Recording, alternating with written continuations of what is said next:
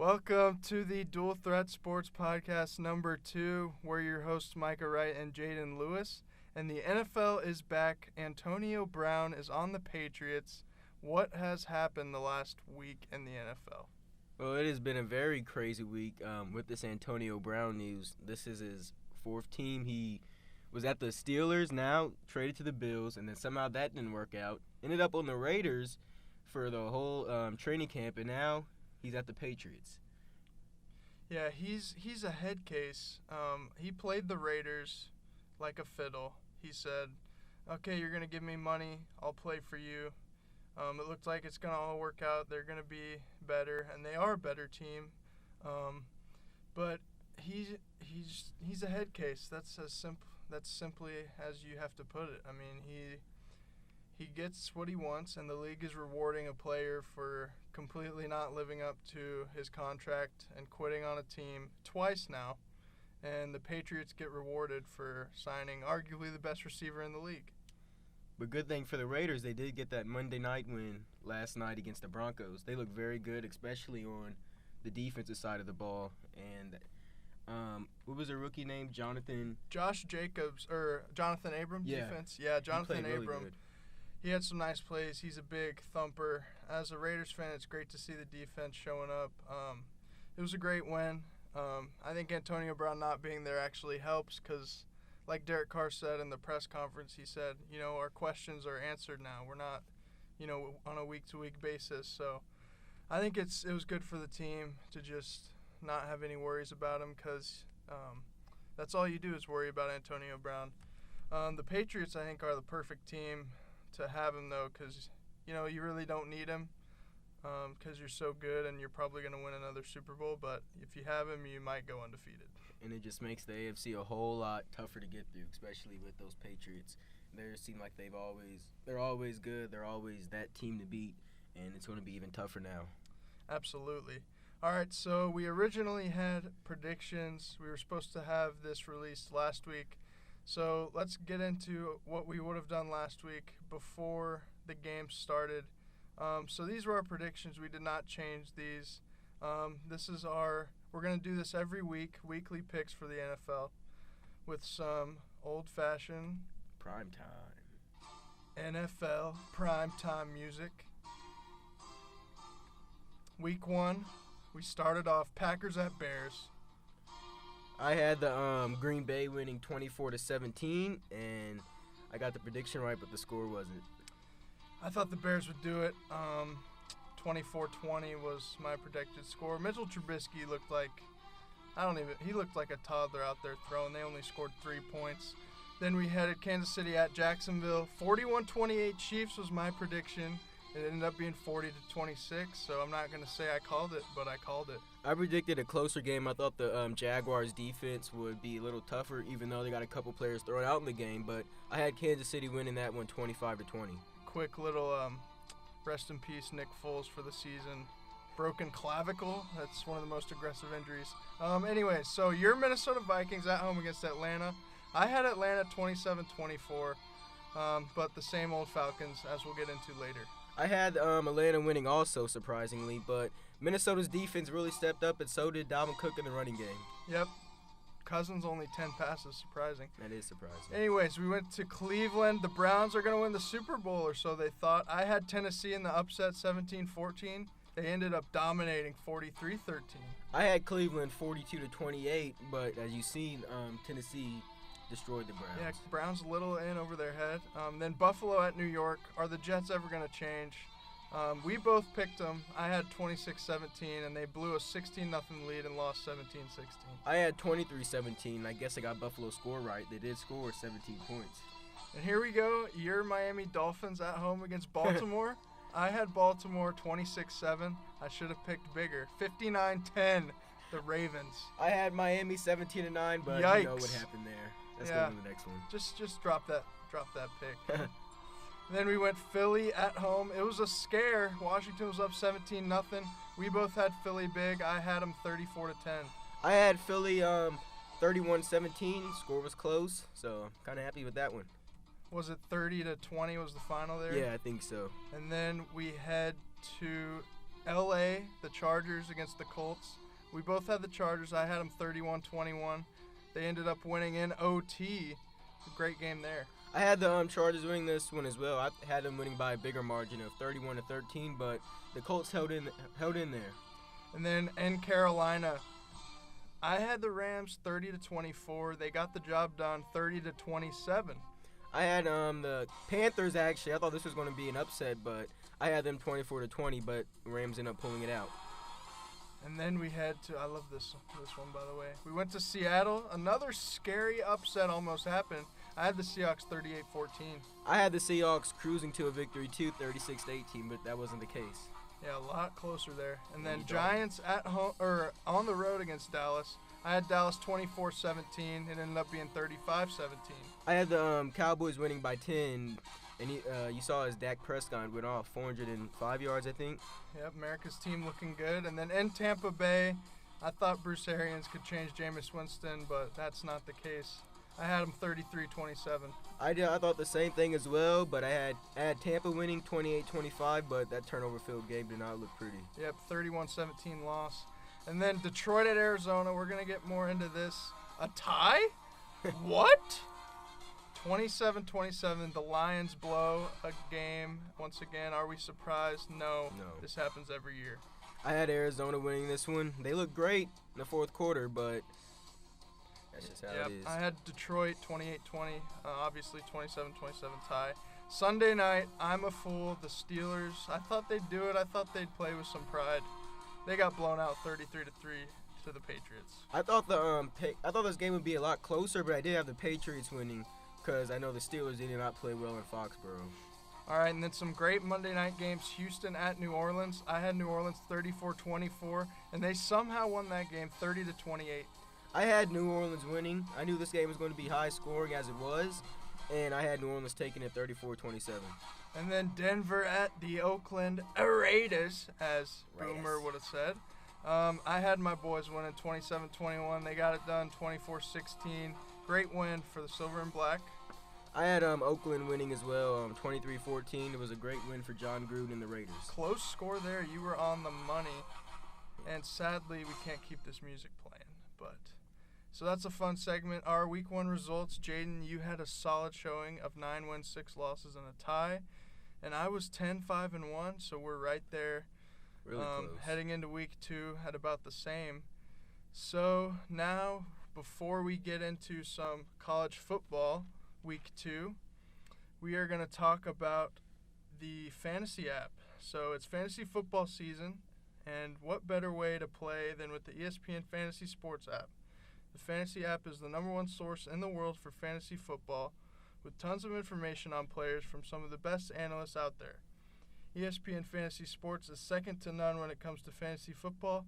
Join a league and create a team today on fantasy.espn.com or download the ESPN Fantasy Sports app from the App Store. So, college football Week 2, we had some great games. I think it was better than Week 1. What do you think? Yeah, I think so too, especially in Austin, Texas, where you had LSU defeating the Texas Longhorns. It was a very much high-scoring game than I expected it was going to be. Yeah, I'm a big believer in Joe Burrow. I loved the way he played. I forgot the stat, but last week he tied the record for 5 touchdown passes. Mm-hmm. He had 471 yards against Texas. Yeah, against Texas, who's supposed to be a good defense, and I think they are, but that offense just is scary. And when LSU has a good offense, I think they're national championship contenders because that defense is always going to be there. And they were clicking on the receiving side of the ball. They had 3 receivers with 120 yards or more. Especially Justin Jefferson, who had 3 touchdowns on his own. Yeah, everyone showed up there. And their defense, you gave up 31, but Texas is going to score some points, as we know, with Sam Ehlinger. But that was a great game. And then we had Clemson at home against Texas A&M, a top 20 matchup.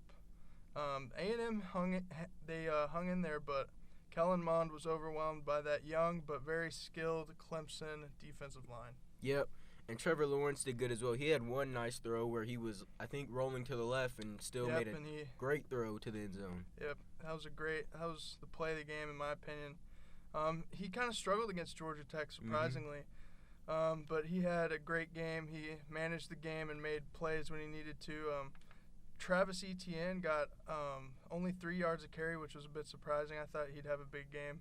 But 268 yards and a touchdown for Trevor Lawrence was outstanding for them. Yep. And, that LSU-Texas game was awesome, though. And then we had a couple, upset watches. Army against Michigan. Yeah, that was very exciting. Army had chances to win that game. I know they threw a pick down for a team that doesn't throw the ball much. I don't know why you just don't run it. And then they missed the field goal right before overtime. Yep, the long field goal. Army's not known for their kickers. They're known for their running backs and quarterbacks that can run. This proved once again that to win these types of games, you need to throw the football. The overtime or fumble on their one pass attempt in overtime was not going to get the job done. Yep. And a quick shout out before we get to our next ad. Nate Pete, who went to our school with an 11-yard catch against USC for Stanford. It's a great moment for him. You know him well. Proud of him. And wish all right. him the best. Yes, we do wish Nate the best. And before we talk about some fantasy, let's talk about the Little Caesars Pizza. With college football back and the NFL here, Little Caesars provides a perfect game day meal with their Little Caesars app. Order any pizza and get a 2 liter of soda free with code FREE2L1 with any pizza order to perfect your game day experience. That's FREE2L1. So, fantasy football. We have some fantasy studs. A new segment here as fantasy gets underway. Austin Eckler for ESPN had 39 points. I played him in my flex. He won me the game. Sammy Watkins, I believe, had like 47 points, which is ridiculous. Christian McCaffrey, as his usual self, had over 40 points. And Evan Ingram, 28 points. Yep. And the crazy thing about this with Christian McCaffrey and Evan Ingram, these guys played their butts off, but the results didn't show on the scoreboard. There was a lot of great players this week. Marlon Mack for Indianapolis, he had 174 yards on the ground. Great game for him. I know. And then you also had in Cincinnati, Andy Dalton, he had 418 yards, which is surprising. Yeah, I bet less than 5% of leagues started Andy Dalton, but if they did, they probably won their games. Austin Eckler, I think he won a lot of games for people and for his team. I mean, he rushed for a touchdown, caught 2. They proved that they don't need Melvin Gordon necessarily. And in a tight game like that, he made all the difference. And Sammy Watkins stepped up with Tyreek Hill out with an injury, who's going to miss some time with a hurt shoulder. Patrick Mahomes loves his fast targets, and Sammy Watkins was the guy for them. So that was just a little quick segment of Fantasy Studs. We'll do that weekly of the top fantasy performers. And I would also like to point out 3 guys I know who's probably not on anyone's fantasy team: Mike Gallup, Deshaun Jackson, and Marquise Brown. Huge games for them. Marquise Brown, I think, had one of the best starts to a career that a receiver's ever had. 2 massive touchdowns, albeit against the lowly Dolphins, who look like they're not going to win a game. But him and Lamar Jackson obviously off to a great start. And also, I'd like to talk about Josh Jacobs just because he looked very impressive. I feel like the perception was that he was overhyped. Some people in deeper leagues got him with the first-round pick. I think he's worth it. They're going to use him a lot. And when you think John Gruden, you think of how he loves to use running backs.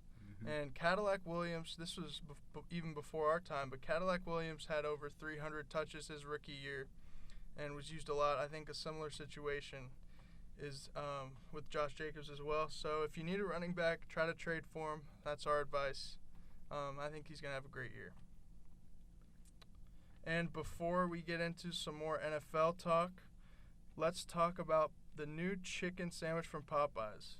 This sandwich features a buttermilk battered and hand-breaded white meat chicken fillet topped with pickles and on a spicy Cajun bread on a toasted brioche bun.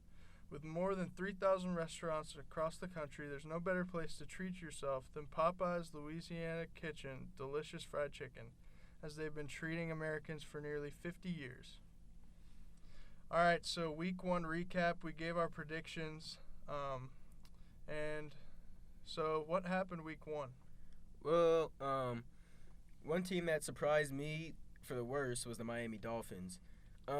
They really just, I don't know what happened to them, but at the end of the game, I know few players were reportedly asking for trades for their agents. That was hilarious. I don't know who tweeted that.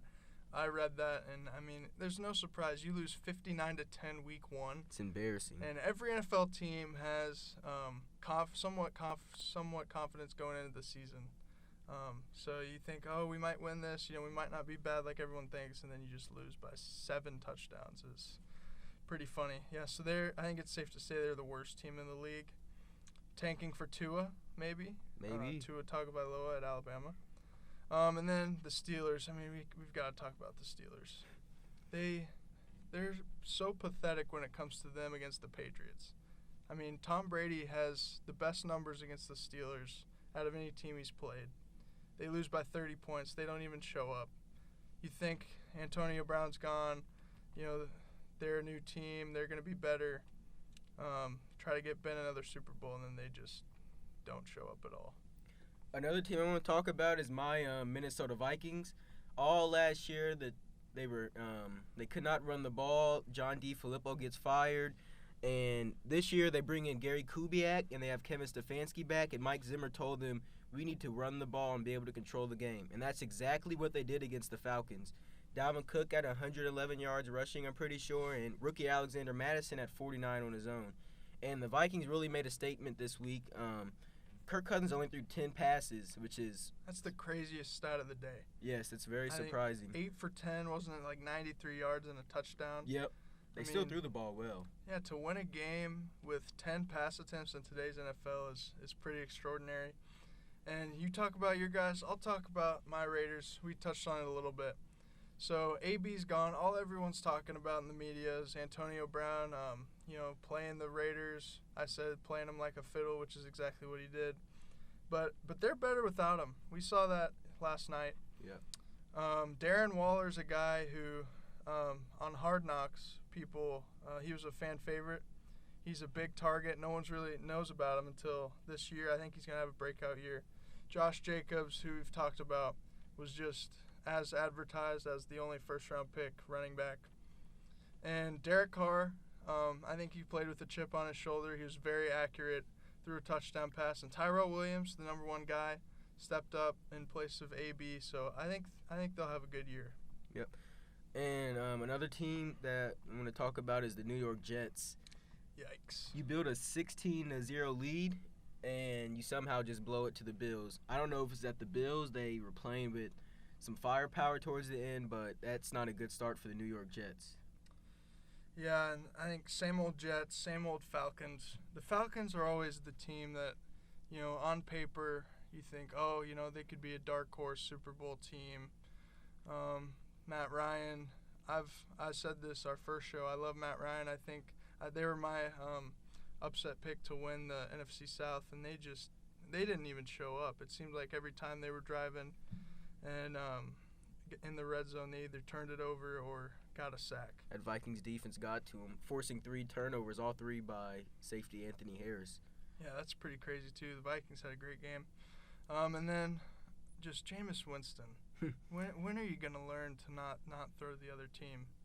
You lose by 14 points. Both, 2 pick sixes were the difference in the game. 2 of them. I think that's pretty crazy. Before we end our show, here's a word from Jimmy John's. Are you hungry but don't live in one of Jimmy John's 2,800-plus delivery zones? Well, here's great news for you. Jimmy John's is building a house for one lucky customer inside their delivery zones. The only thing people have to do is submit a 250-word essay explaining why Jimmy John's should build them a house in the delivery zone. The list will then be narrowed down to 500 people, where one random winner will be selected. Enter now for a chance for you to get a new house. All right, guys, so before we head out, we are going to do week 2 of our NFL picks. Once again, our records are very similar. Jaden, 9 wins, 6 losses, and a tie. And I'm sitting there at 10-5-1, very close. And let's get some NFL primetime music. Thursday night football, Bucks at Panthers. Jameis Winston stinks. The Bucs defense stinks. I got Carolina 34-21. After that performance against San Francisco, I'm going to take Carolina as well, 27-14. Arizona at Baltimore. Kyler Murray had a great fourth quarter in overtime, but I think Lamar Jackson looked like the best quarterback in the league after week 1. I got Baltimore 31-19. I think Arizona, that offense will continue with their fourth quarter and overtime magic. I have them taking it over the Ravens 38-31. And the Chargers head to Detroit. I think Phillip Rivers will pull it out. I got him 28-16. I have the Chargers winning as well, 21-18. Then Indy, without Andrew Luck, looking to get their first win without him. At Tennessee, I got Indy doing it 24-13. Defense wins that one. Tennessee looked good on both sides of the ball last week. I have them taking it over Indianapolis, 31-25. And then San Francisco with quarterback Jimmy Garoppolo against the sneaky Bengals last week, almost with an upset. I got them winning at home this week, 27-23. I loved Andy Dalton and John Ross last week. I'm going to take Cincinnati as well, 30-21. And then the Jags with Gardner Minshew, the rookie, in Houston. Does he get it done? I don't think so. 26-20 Texans. Houston, they look good, even though they lost on a Monday night, and I have them taking it over the Jaguars, 33-17. Sneaky AFC team. And then we head to Green Bay, the Packers, at home against division rival Vikings. I think Minnesota looked great week 1. Packers did not look so great, even though they got the win. I got the Vikings 24-21. I mean, come on. The Packers haven't beaten Minnesota in Lambeau in almost 1,000 days. And so I'm taking my Vikings 24-16. Man, that's crazy. And then another division rivalry, Cowboys at Redskins. I got Dallas 27-20 on the road. Washington looked like a fluke. Washington will be as a fluke team after their first half performance. I have Dallas winning 29-21. And then the Seahawks at Steelers. This could be a potential game of the week. I think Tomlin will get Pittsburgh ready to play after that embarrassing showdown. I got them 31-21. I'm going to actually take Seattle in this one, 23-10. I just did not like how the Steelers looked last week. Yeah, they look terrible Sunday Night Football. And then Bills at Giants. I think this is a good game. It might be a little bad football, a lot of defense, but I got the Bills 20-17. The Bills playing back-to-back weeks in New Jersey. How about another comeback in the Meadowlands, 24-23. And then Patriots at Dolphins. I mean, look, New England's going to win this 62-3. Dolphins stink, 0-16. I picked Miami last week, and I'm going to keep that same faith this week. They Oh, played good boy. against New England in Miami Gardens, so I'm going to take them 27-20. Chiefs at Raiders. As much as I'd like to pick my guys, realistically, I think Patrick Mahomes is going to win it for him. I think it's a high-scoring game, though, 38-34. I feel like the Raiders are going to still put up a fight against the Chiefs, as they always do. But I'm going to take Kansas City 26-21. And then Saints at Rams. I think this is the best game of the week. And I got New Orleans on the road. I think the Rams are going to fall a little bit, but still be a great team. But I have New Orleans 31-27. This is a revenge game for the Saints. I think they're going to come out firing on all cylinders. I'm taking New Orleans 35-20. Then Bears at Broncos. Another defensive showdown. I got Chicago 20-9. Joe Flacco's not looking like he's going to put up a lot of points this year. This is Vic Fangio's first game against his own team that he knows very well, probably as much as the Broncos. So I'm going to take Denver in Denver, 13-10. I like it. Eagles at Falcons, Sunday Night Football. I think this is going to be another good game. I'm still believing in the Falcons. I think we might see that 2016 form when they went to the Super Bowl. I got Atlanta 30-24. Philadelphia looked great in the second half last week. Atlanta struggled, as you know, all week against Minnesota. So I'm going to take Philadelphia in primetime, 23-21. And then Browns at Jets. Sam Darnold's not going to play. He has mono, which is very interesting. I got Cleveland 28-13 in New York. I'm going to have to take Cleveland as well. I'm taking them 28-13. So A lot of good football this week.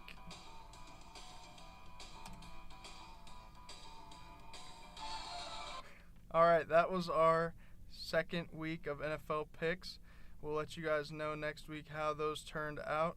And we'll see you guys next time. This has been the Dual Threat Sports Podcast with Micah Wright and Jaden Lewis.